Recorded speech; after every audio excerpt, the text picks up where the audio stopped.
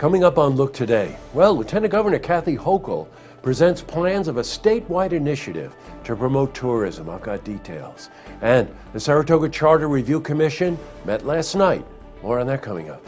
And Saratoga Reads will present a showing of the famous 1930s Marx Brothers film, A Day at the Races. I've got details. It's all ahead on Look Today.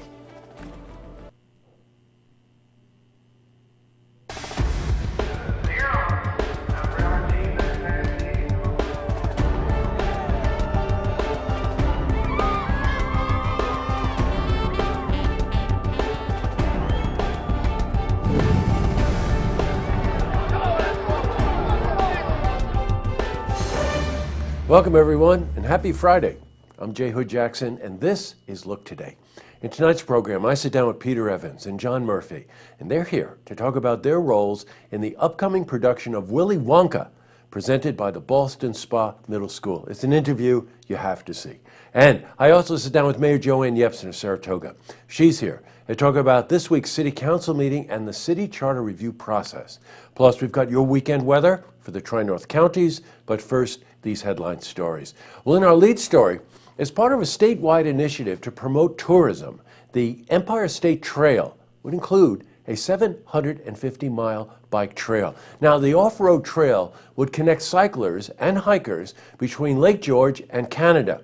Well, during Lieutenant Governor Kathy Hochul's presentation about the Governor's State of the State address, she discussed the bike trail's incentive for international tourists to come to the area.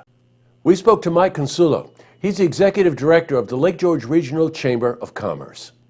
We're really excited about this. It certainly is good news, and to have an additional 350 miles added to some existing 400 biking trails already within the state is really exciting. Now, in other news, we've got some updates on the Saratoga Charter Review process. After the Commission voted 12-3 to change the charter that shapes the current form of government in Saratoga, it was determined that special elections for that new form of government will be held on May the 30th. Well, the Commission met again last night, and we caught up with Bob Turner. He's the Commission chair. So last night, the Charter Review Commission discussed the merits of the city manager versus a strong mayor forms of government. We've been studying this issue for the past almost 8 months. We've interviewed a number of mayors and city managers, and we ended up voting 14-0 in favor of the council city manager form of government. And Bob and his team have done a very thorough job. And by the way, later on in the program, Mayor Joanne Yepsen will be here where we discuss this even further. All right, switching from news to weather. Oh, it's crazy out there. Temperatures hovered around the 30s with definitely overcast skies. So let's see how the weekend is shaping up. For a more detailed look at our weather, let's head to the Glens Falls Weather Center for a look at your first forecast.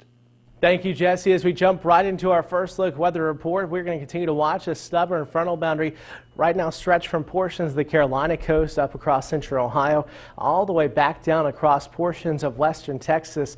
This system is going to continue to affect a large swath of real estate over the next couple of days, including us here as we head through the overnight hours.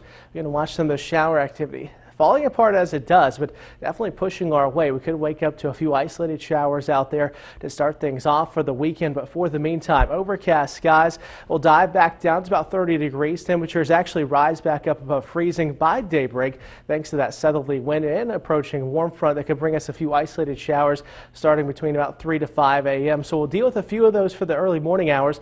Otherwise, cloudy skies begin to dry back out quickly throughout the afternoon. The high reaching 46 degrees out the door tomorrow morning. Might want to keep the umbrella handy as we could see a couple stray showers. Otherwise, cloudy skies and temperatures will work back up to about 35 to 38 degrees by 8 to 9 a.m. Over the next 5 days, we're going to keep the cloud cover with us throughout the week. We'll see temperatures in the 40s throughout the weekend, and then heading into next week, we're going to see those showers move back in with temperatures sliding back down into the 30s for daytime highs and the 20s overnight. So not too bad activity for the weekend. Expect to see dry conditions and temperatures not feeling too bad. That's it from the First Look Weather Center. Now let's get back to you, Jesse. Thanks, Brian. All right, back to the news. Well, if you're wondering how you're going to get through the weekend, we've got an idea for you. Saratoga Reads presents A Day at the Races, the Marx Brothers movie. It's an ice cream social that's happening tomorrow from 2 to 4:30 p.m. at the Saratoga Springs Public Library. Now, the event will include a showing of that famous 1930s Marx Brothers film, and if you attend, ready? Make sure you dress in the silliest Marx Brothers inspired outfit, because there may be prizes for the best dress. Well, we spoke to Caitlin Sheldon. She's a reference librarian. As part of our Saratoga Reads programming, we are showing the Marx Brothers classic, A Day at the Races, because Groucho Marx and Frank Sullivan were friends, so we thought it would be a great way to tie into our programming. That's great. All right, up next, I sit down with Peter Evans and John Murphy. They're here to talk about their roles in the upcoming production of Willy Wonka, and that's being presented by the Ballston Spa Middle School, and again, you've got to see this interview. Plus, I also sit down with Mayor Joanne Yepsen of Saratoga, and she's here to talk about this week's City Council meeting and the City Charter Review process. But first, if you see news happening, you want to share a story idea, how about join us for an interview? Give us a call on the hotline. The number is 798-8000.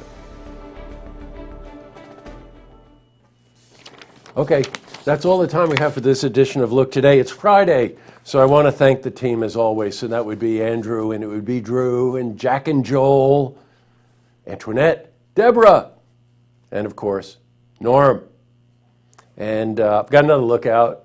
I know you know this is coming, and you're going to think I'm being a little political here, but I'm not. I've always liked puns, and I always like playing with language, and I've got one for you.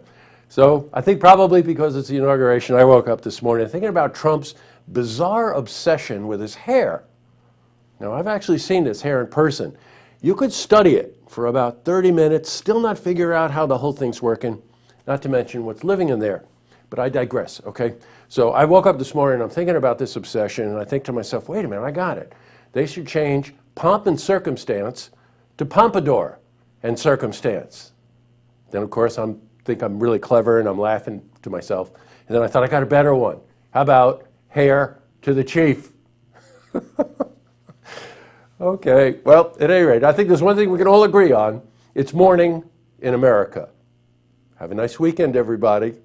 A friend of mine said, at the dinner, maybe they should serve pasta puttanesca. And I thought, if they're going to do that, then they should have a Caesar salad with trumples.